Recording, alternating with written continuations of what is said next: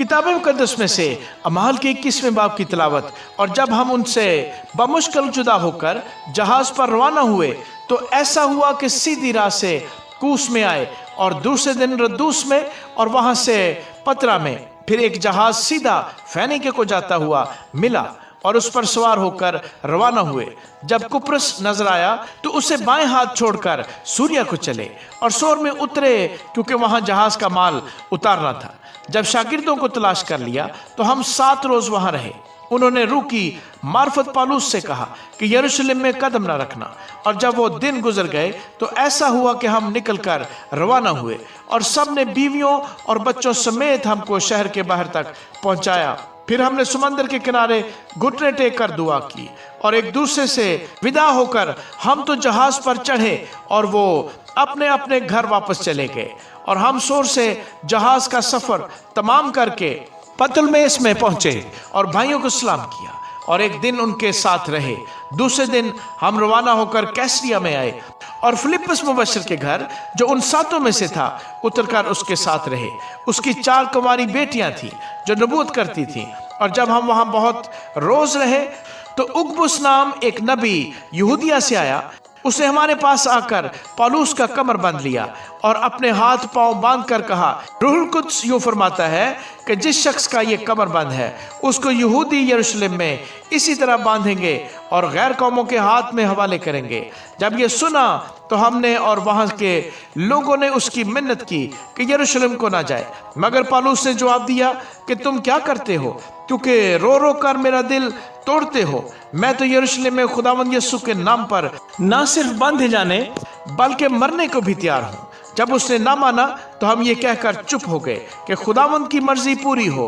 उन दिनों के बाद हम अपने सफर का असबाब तैयार करके यरूशलेम को गए और कैसिया से भी बाज शागिर्द हमारे साथ चले और एक कदीम शागिर्द मनासून कुपरी को साथ ले आए ताकि हम उसके यहाँ मेहमान हों। जब हम यरूशलेम में पहुंचे तो भाई बड़ी खुशी के साथ हमसे मिले और दूसरे दिन पौलुस हमारे साथ याकूब के पास गया और सब बुजुर्ग वहां हाजिर थे। उसने उन्हें सलाम करके जो कुछ खुदा ने उसकी खिदमत से गैर कौमों में किया था मुफस्सल बयान किया। उन्होंने ये सुनकर खुदा की तमजीद की।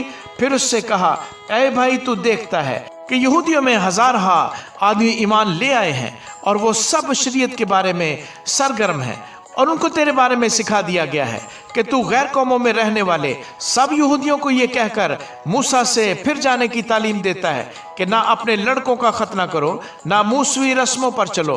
बस क्या किया जाए? लोग जरूर सुनेंगे कि तू आया है, इसलिए जो हम तुझसे कहते हैं वो कर। हमारे यहाँ 4 आदमी ऐसे हैं जिन्होंने मन्नत मानी है, उन्हें लेकर अपने आप को उनके साथ पाक कर और उनकी तरफ से कुछ खर्च कर ताकि वो सर मुंडाएं।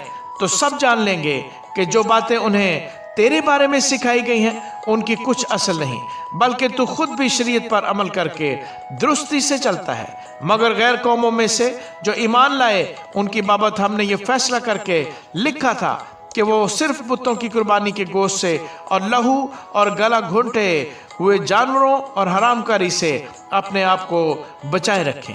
इस पर पौलुस उन आदमियों को लेकर और दूसरे दिन अपने आप को उनके साथ पाक करके हैकल में दाखिल हुआ और खबर दी कि जब तक हम में से हर एक की नजर न चढ़ाई जाए तकद्दुस के दिन पूरे करेंगे।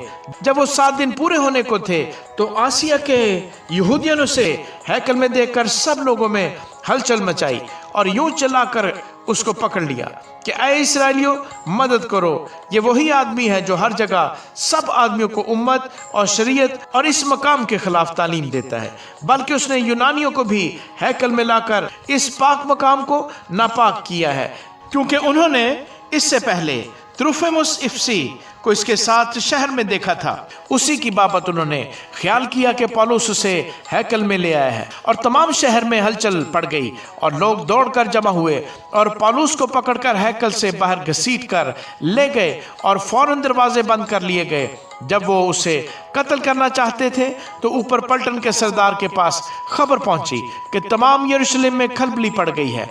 वो उसी दम सिपाहियों और सूबेदारों को लेकर उनके पास नीचे दौड़ा आया और वो पलटन के सरदार और सिपाहियों को देखकर पौलुस की मारपीट से बाज आए। इस पर पलटन के सरदार ने नजदीक आकर उसे गिरफ्तार किया और 2 जंजीरों से बांधने का हुक्म देकर पूछने लगा कि ये कौन है और इसने क्या किया है। भीड़ में से बाज कुछ चिल्लाए और बाज कुछ।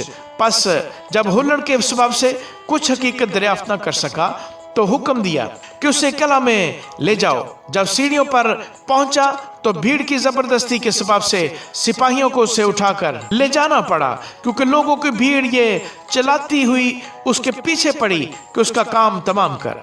और जब पौलुस को कला के अंदर ले जाने को थे तो उसने पलटन के सरदार से कहा, क्या मुझे इजाजत है कि तुझसे कुछ कहूं?